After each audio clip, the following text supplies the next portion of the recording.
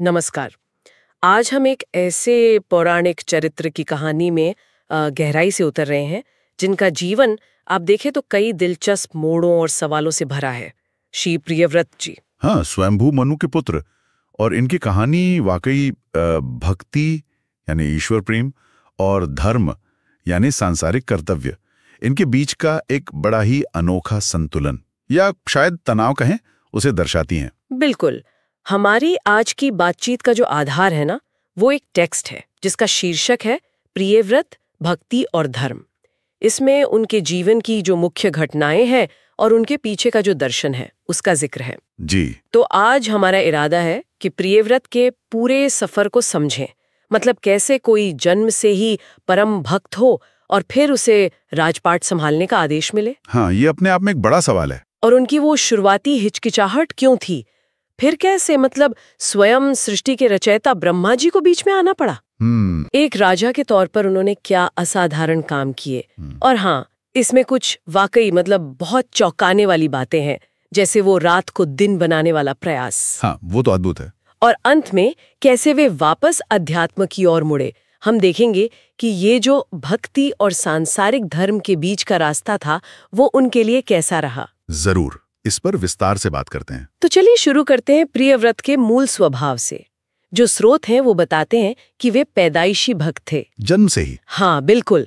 भगवान के गुणों को सुनना, उनकी लीलाओं का गान करना, बस इसी में उनका मन रमा रहता था। दुनियादारी की चीजों में कोई रुचि ही नहीं थी। नहीं, बिल्कुल नहीं। और इसमें देवर्षि नारद का कह सकते हैं बड़ा हाथ था। उन्हीं की कृपा से प्रियव्रत को परमार्थ तत्व का ज्ञान हुआ, मतलब जो परम सत्य है उसका बोध। जी। वे अपना सारा समय गंधमादन पर्वत पर नारद जी के साथ ही बिताते थे, लगातार भगवान का चिंतन करते हुए। हाँ, और यहाँ नारद जी का प्रभाव बहुत महत्वपूर्ण है।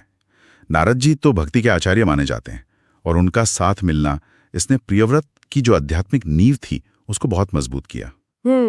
जिसे पाठ में भगवत चिंतन कहा गया है, उसका मतलब ये है कि लगातार ईश्वर के स्वरूप, उनके गुण, उनकी लीलाएं, बस मन उसी में लगा रहे।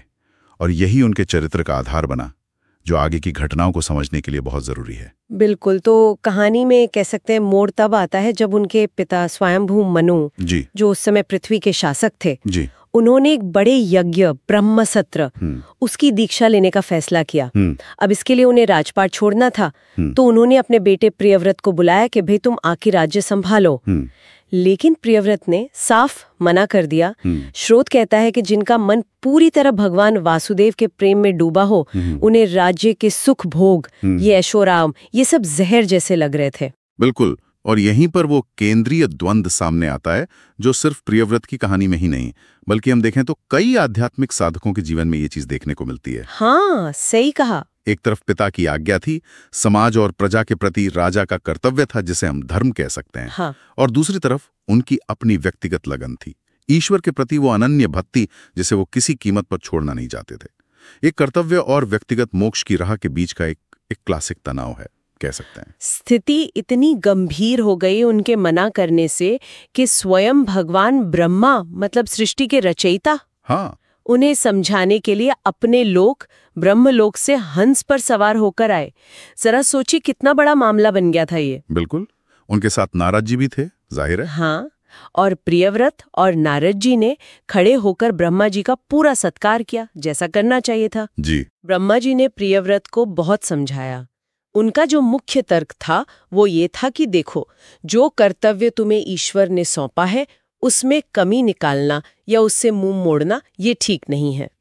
उन्होंने अपना, भगवान शंकर का और दूसरे बड़े बड़े ऋषि मुनियों का उदाहरण दिया कि भाई हम सब भी तो ईश्वर के आदेश का पालन करते हुए ही सृष्टि के ये सब काम कर रहे हैं, एक तरह से विवश होकर ही। हाँ, ये बात उन्होंने कही। कोई भी व्यक्ति, चाहे वो कितना भी तपस्वी हो, ज्ञानी हो, योगी हो या धन धर्म से युक्त हो, वो ईश्वर के विधान को, उनकी योजना को बदल नहीं सकता, न अकेले न किसी और की मदद से। और ब्रह्मा जी के तर्कों में ना एक गहरा दार्शनिक आधार है।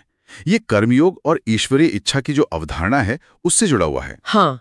उन्होंने एक बहुत दिलचस्प बात कही, मुक्त पुरुषों का उदाहरण देकर। उन्होंने समझाया कि देखो, जो लोग जीवन मृत्यु के चक्र से मुक्त हो चुके हैं, उन्हें भी जब तक प्रारब्ध कर्म शेष हैं। अच्छा। हाँ, मतलब पिछले जन्मों के वो कर्म जिनके फल इसी जन्म में भोगने तय हैं, तब तक उन्हें बिना किसी अहंकार के अभिमान शून्य होकर शरीर धारण करना पड़ता है और उन कर्मों के फल चाहे सुख हो या दुख वो भोगने पड़ते हैं। लेकिन फिर मुक्त कैसे हुए? हाँ, यहीं पर कुंजी है। ये भोग उन्हें वैसे प्रभावित नहीं करते या नए बंधन नहीं बनाते जैसे सपने में देखे गए सुख दुख जागने पर व्यक्ति को प्रभावित नहीं करते। मतलब कर्म करते हुए भी कर्म के फल से अनासक्त रहना संभव है, ये उनका पॉइंट था। अच्छा, ये तो बहुत गहरी बात है। और फिर ब्रह्मा जी ने घर मतलब गृहस्थ जीवन और वन यानी तपस्वी जीवन, इनकी तुलना करते हुए भी बड़ी प्रैक्टिकल सलाह दी। हाँ, वो भी बहुत महत्वपूर्ण है। उन्होंने कहा कि देखो, अगर किसी का मन वश में नहीं है, इंद्रियां बेलगाम है, मतलब प्रमत्त है, तो उसके लिए जंगल में जाकर तपस्या करना भी खतरनाक हो सकता है। क्यों? क्योंकि काम, क्रोध, लोभ, मोह, मद, मत्सर, ये जो 6 विकार हैं या कह लें शत्रु हैं, जिन्हें अक्सर मन के भीतरी दुश्मन कहा जाता है, वो उससे जंगल में भी घेर लेंगे और उसका पतन करवा सकते हैं। अकेले रहने से ये दुश्मन खत्म नहीं हो जाते। बिल्कुल सही। लेकिन उन्होंने इसका दूसरा पहलू भी बताया जो बहुत आशा देता है। उन्होंने कहा कि जो व्यक्ति सावधान है, जिसने अपनी इंद्रियों को जीत लिया है, जितेंद्रिय है, जो लगातार आत्मचिंतन करता है और सबसे महत्वपूर्ण जो भगवान के आश्रय में है, भगवत आश्रयी है, हाँ, उसका गृहस्थ आश्रम भी कुछ नहीं बिगाड़ सकता। यहाँ स्रोत में एक बहुत सुंदर उपमा दी गई है। अगर व्यक्ति पूरी तरह भगवान के चरणों का आश्रय ले ले, खासतौर पर कमलनाभ नारायण के चरण कमल रूपी गढ़ का जिक्र है। गढ़, किले जैसा। हाँ बिल्कुल, किले जैसा। तो गृहस्थ आश्रम इन 6 भीतरी शत्रुओं को जीतने के लिए एक सुरक्षित किले की तरह काम कर सकता है। मतलब घर में रहते हुए अपनी जिम्मेदारियां निभाते हुए भी आध्यात्मिक उन्नति संभव है, बस शर्त यह है कि मन ईश्वर में लगा रहे और इंद्रियां संयम में हों। यहीं पर अनासक्ति यानी डिटैचमेंट का महत्व समझ आता है। कर्म करो, फल की चिंता या उसमें लिप्तता मत रखो। तो ब्रह्मा जी इतने बड़े देवता थे और उन्होंने इतने तर्क और इतने प्रेम से समझाया, तो प्रियव्रत ना कर नहीं कह सके। स्वाभाविक है। उन्होंने अपने से श्रेष्ठ ब्रह्मा जी की आज्ञा सिर झुकाकर मान ली। ब्रह्मा जी भी उनसे सम्मानित होकर अपने लोक वापस चले गए। और नारद जी भी वहीं थे। शायद उन्होंने भी प्रियव्रत को इशारे से सहमति दी होगी। हाँ, शायद।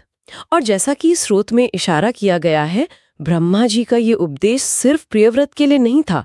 ये आज भी उतना ही प्रासंगिक है कि भाई सिर्फ किसी परेशानी या इमोशनल होकर घर छोड़ देना शायद सही रास्ता ना हो। बिल्कुल। और घर में रहकर भी भगवान का आश्रय लेकर अपने कर्तव्यों का पालन करते हुए उन आंतरिक शत्रुओं पर विजय पाना संभव है। सही बात। तो ब्रह्मा जी की आज्ञा मानकर प्रियव्रत राजधानी लौट आए। उन्होंने राज्य का भार संभाला और गृहस्थ आश्रम भी स्वीकार कर लिया। हाँ, उन्होंने प्रजापति विश्वकर्मा की पुत्री बरिष्मती से विवाह किया। जी, और उनसे उनके 10 पुत्र हुए और एक पुत्री भी हुई जिनका नाम ऊर्जस्वती था। उन्होंने कई वर्षों तक मतलब धर्मपूर्वक शासन किया। जी। लेकिन अब कहानी एक बहुत ही कह सकते हैं असाधारण मोड़ लेती है। हाँ, अब आता है वो हिस्सा। प्रियव्रत सिर्फ एक देश के राजा नहीं थे, उन्हें तो संपूर्ण भूमंडल बल्कि ब्रह्मांड का स्वामी माना गया। और उन्हें एक बात खटकती थी। क्या? कि भाई पृथ्वी के आधे हिस्से पर दिन रहता है और आधे पर रात। उन्हें ये असंतुलन पसंद नहीं आया। उन्होंने एक ऐसा संकल्प लिया जो अविश्वसनीय है। मैं पूरी पृथ्वी पर एक साथ दिन कर दूंगा, रात को भी दिन बना दूंगा। जरा सोचिए, क्या संकल्प था। और उन्होंने जो किया वो किसी साइंस फिक्शन जैसा लगता है। वे अपने दिव्य ज्योतिर्मय रथ पर सवार हुए जिसकी गति सूर्य के रथ के बराबर थी। हाँ। और वे उस रथ से पृथ्वी के उस हिस्से का चक्कर लगाने लगे जहां रात थी, सूर्य के पीछे पीछे उसी गति से। हाँ। ऐसा उन्होंने लगातार 7 दिनों और 7 रातों तक किया। 7 दिन रात। हाँ, नतीजा पृथ्वी के हर हिस्से पर लगातार दिन जैसा प्रकाश बना रहा। उन्होंने सचमुच रात को मिटा दिया था, कम से कम 7 दिनों के लिए तो। ये घटना प्रियव्रत के असाधारण योग बल और उनकी शक्ति का प्रतीक है। अब सवाल ये उठता है कि क्या इसे बिल्कुल अक्षरशः लेना चाहिए या इसका कोई गहरा प्रतीकात्मक अर्थ है? हाँ, ये सोचने वाली बात है। क्या ये उनकी इच्छा शक्ति, दुनिया को अपनी मर्जी से चलाने की क्षमता, या शायद सृष्टि को एक समान हमेशा प्रकाशित और नियंत्रित रखने की उनकी वो शुरुआती सोच को दर्शाता है? स्रोत में आगे ये भी बताया गया है कि बाद में स्वयं ब्रह्मा जी ने आकर उन्हें इस काम से रोका। रोका? क्यों? ग्रह उसके विरुद्ध था, जिसका अपना एक संतुलन और महत्व है। ये शायद ये भी दिखाता है कि असीम शक्ति का प्रयोग भी प्रकृति के नियमों के दायरे में ही उचित है। अच्छा, हाँ, ये बात तो सही है। ब्रह्मा जी ने उन्हें रोक तो दिया, लेकिन उनके 7 दिन के असाधारण सफर का एक स्थायी भौगोलिक नतीजा निकला। हाँ, वो भी बड़ा दिलचस्प है। कहते हैं कि उनके उस तेज गति वाले रथ के पहियों से पृथ्वी पर जो 7 गहरी लकीरें या खांचे बन गए, वे ही बाद में 7 विशाल समुद्र बन गए, और इन 7 समुद्रों ने पृथ्वी के भूभाग को 7 अलग-अलग द्वीपों में बांट दिया। जम्बू द्वीप, प्लक्ष द्वीप, शाल्मली द्वीप, कुश द्वीप, क्रौंच द्वीप, शाक द्वीप और पुष्कर द्वीप। ये वही 7 द्वीप हैं जिनका वर्णन पुराणों में हमें मिलता है। हाँ, तो एक तरह से प्रियव्रत ने पृथ्वी का नक्शा ही बदल दिया, कह सकते हैं। फिर उन्होंने अपने इस विशाल साम्राज्य का प्रबंधन भी किया। उन्होंने अपने 10 पुत्रों में से 7 को इन 7 द्वीपों का स्वामी बना दिया। जी, उनके नाम भी बताए गए हैं। हाँ, आग्निधर, जिन्हें जम्बू द्वीप मिला, जिसमें हमारा भारतवर्ष आता है। फिर इध्मजीव, प्लक्षद्वीप, यज्ञबाहु, शाल्मली द्वीप, हिरण्यहेता, कुशद्वीप, घृतपृष्ठ, क्रौंच द्वीप, मेधातिथि, शाकद्वीप और वीतिहोत्र, पुष्कर द्वीप। और उनके 3 और पुत्र थे। हाँ, कवि, महावीर और सवन। ये तीनों सांसारिक जीवन में नहीं गए। वे बचपन से ही विरक्त थे, आजन्म ब्रह्मचारी रहे और आत्मज्ञान प्राप्त करके परमहंस बन गए। मतलब आध्यात्मिकता की उच्चतम अवस्था वाले योगी। जरा सोचिए प्रियव्रत की स्थिति। इतना विशाल अखंड साम्राज्य, पूरी पृथ्वी उनके अधीन, अकूत धन संपत्ति, बल, प्रताप, पत्नी, 10 योग्य पुत्र, 1 पुत्री, सारे सांसारिक सुख उनके चरणों में थे। जी हाँ। यहाँ तक कहा गया है कि स्वर्ग के देवता और लोकपाल भी उनके मित्र थे और उनका सम्मान करते थे। लेकिन, और ये लेकिन बहुत महत्वपूर्ण है, हाँ। स्रोत बार बार इस बात पर जोर देता है कि क्योंकि वे भगवान के परम भक्त थे, उन्हें इन सब चीजों में रत्ती भर भी मोह या आसक्ति नहीं थी। वे अपना राजधर्म निभा रहे थे, पर मन कहीं और था। बिल्कुल, वो बस कर्तव्य समझकर कर रहे थे। पाठ के अनुसार उन्होंने 11 अर्बुद वर्षों तक शासन किया। 1 अर्बुद मतलब 10 करोड़। हाँ, यानी 110 करोड़ वर्ष। ये पौराणिक समय गणना है, जिसे शायद शाब्दिक न लें। हाँ, पर ये उनके बहुत लंबे और प्रभावशाली शासनकाल को दिखाता है। निश्चित रूप से। इतने लंबे समय तक राज करने और हर तरह का ऐश्वर्य भोगने के बाद भी उन्हें अंदर ही अंदर ये लगता था कि उन्होंने व्यर्थ ही अपने आप को इस प्रपंच में फंसा लिया है। ये बात चौंकाती है। वे खुद को धिक्कारते थे, मानते थे कि वो गृहस्थ जीवन में गृहासक्त, पत्नी के प्रति काम भाव, कामासक्त से युक्त हो गए हैं और भक्ति के मार्ग से भटक गए हैं। ये बिंदु बहुत महत्वपूर्ण है और हमें सोचने पर मजबूर करता है। देखिए, उन्होंने ब्रह्मा जी की सलाह मानी, अपना कर्तव्य निभाया। हाँ, वे एक अत्यंत सफल और शक्तिशाली राजा साबित हुए। उन्होंने पृथ्वी का भूगोल तक बदल दिया। लेकिन इतने वर्षों बाद भी उनका जो मूल स्वभाव था, एक भक्त का स्वभाव, वो फिर से उभर आया और इतना प्रबल हो गया। हाँ, ये क्या दर्शाता है? शायद ये कि कुछ आत्माएं स्वभाव से ही इतनी ज्यादा विरक्त और ईश्वर उन्मुख होती हैं कि उनके लिए कर्तव्य के रूप में किया गया सांसारिक कार्य भी, चाहे वो कितना भी महान क्यों ना हो, अंततः एक बंधन जैसा ही महसूस होता है। भले ही उसे ईश्वर की आज्ञा मानकर ही क्यों न शुरू किया गया हो। क्या इसका मतलब यह है कि हर किसी के लिए कर्तव्य पालन का मार्ग अंतिम संतुष्टि नहीं दे सकता? ये गहरा प्रश्न है। बिल्कुल, और अंततः वही हुआ जो शायद उनके मूल स्वभाव के अनुरूप था। जब उन्हें लगा कि उनके पुत्र राज्य संभालने लायक हो गए हैं, हाँ, तो उन्होंने सब कुछ त्याग दिया। अपना विशाल साम्राज्य, अपनी पत्नी, अपना परिवार, सारा ऐश्वर्य, सब कुछ पीछे छोड़कर वे वापस वहीं चले गए जहां से उन्होंने शुरुआत की थी, गंधमादन पर्वत पर। हाँ, गंधमादन पर्वत पर देवर्षि नारद जी के पास, और फिर से भगवान का निरंतर चिंतन करना, उनकी लीलाओं का स्मरण करना, बस यही उनका एकमात्र व्रत, एकमात्र जीवन का लक्ष्य बन गया। और इनके इस अंतिम त्याग का महत्व समझना बहुत जरूरी है। स्रोत में एक बहुत शक्तिशाली वाक्य है। क्या कहा गया है कि कर्म के द्वारा, पुण्य के द्वारा, योग के द्वारा या शासन के द्वारा जो भी सुख भोग पृथ्वी पर या स्वर्ग आदि लोकों में मिल सकते थे, वे सब प्रियव्रत को सुलभ थे। लेकिन उन महापुरुष ने उन समस्त भोगों को नरक के भोग के समान मानकर त्याग दिया। नरक के भोग के समान?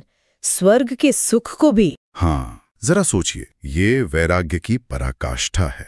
ऐसा त्याग, जैसा कि स्रोत कहता है, वही धन्य भाग्य वाले भगवत भक्त कर सकते हैं, जिनका चित्त, जिनका मन परम पुरुष भगवान के अनंत सुधा सिंधु मतलब अमृत के कभी न खत्म होने वाले महासागर में पूरी तरह से डूब चुका है, निमग्न हो गया है। वाह! उनके लिए सांसारिक या स्वर्गीय सुखों का कोई मोल ही नहीं रह जाता। यहाँ फिर से वो अनासक्ति का चरम रूप दिखता है। तो इस पूरी कहानी से हम क्या समझ सकते हैं? हमने प्रियव्रत का एक पूरा चक्र देखा, जन्म से शुद्ध भक्त, फिर अनिच्छा से लेकिन एक कर्तव्यनिष्ठ राजा बनना, हाँ, एक ऐसा राजा जिसने सचमुच दुनिया बदल दी, और फिर अंततः सब कुछ त्याग कर वापस शुद्ध भक्ति के मार्ग पर लौट जाना। मेरे विचार में इससे कुछ मुख्य बातें उभरती हैं। पहली, धर्म यानी कर्तव्य और भक्ति यानी ईश्वर प्रेम के बीच एक संभावित तनाव और संतुलन का सवाल। प्रियव्रत का जीवन दिखाता है कि ये दोनों मार्ग कभी-कभी टकरा सकते हैं। हाँ, ये तो है। दूसरी बात, ब्रह्मा जी का उपदेश महत्वपूर्ण है कि आध्यात्मिक साधना सांसारिक जीवन के भीतर भी संभव है, अगर सही दृष्टिकोण और ईश्वर का आश्रय हो। वो गृहस्थाश्रम एक किले वाली बात। हाँ, वो किले वाली उपमा। लेकिन तीसरी बात, प्रियव्रत का अंतिम त्याग ये भी दिखाता है कि कुछ विशेष आत्माओं के लिए शुद्ध भक्ति का आकर्षण इतना प्रबल होता है कि सांसारिक कर्तव्य चाहे कितने भी महत्वपूर्ण क्यों ना हो, अंततः गौण हो जाते हैं। और चौथी और शायद सबसे महत्वपूर्ण बात, चाहे कोई भी मार्ग चुने, कर्म का या भक्ति का, अनासक्ति मतलब किसी भी चीज से मोह न रखना, सफलता या विफलता में सम रहना, यह सर्वोपरि है। प्रियव्रत ने राजपाट भी अनासक्ति से किया और त्यागा भी अनासक्ति से। बिल्कुल। और एक अंतिम विचार जो मेरे मन में आ रहा है, जिस पर शायद श्रोताओं को भी सोचना चाहिए। कहिए। स्रोत ये बताता है कि प्रियव्रत ने अपने शासनकाल की इतनी अपार सफलता और ऐश्वर्य को भी अंत में एक उलझन, एक भटकाव, यहाँ तक कि लगभग एक विफलता के रूप में देखा, जिसके लिए उन्होंने खुद को कोसा। हाँ, ये बात ध्यान देने लायक है। ये क्या बताता है, खासकर तब जब उन्होंने ये रास्ता स्वयं ब्रह्मा जी यानी दैवीय मार्गदर्शन के कहने पर अपनाया था। क्या इसका मतलब है कि हर व्यक्ति का आध्यात्मिक स्वभाव और अंतिम लक्ष्य इतना अनूठा होता है कि बाहरी मार्गदर्शन या कर्तव्य पालन भी हमेशा आंतरिक संतुष्टि या परम लक्ष्य तक नहीं पहुंचा सकता? ये एक बहुत गहरा सवाल है। क्या आत्मा का जो मूल खिंचाव है वो अंततः अपने सच्चे ध्येय की ओर ले ही जाता है, चाहे रास्ता कितना भी घुमावदार क्यों न हो? इस सवाल के साथ हम आज की चर्चा समाप्त करते हैं। बिल्कुल, सोचने के लिए एक उत्तम बिंदु।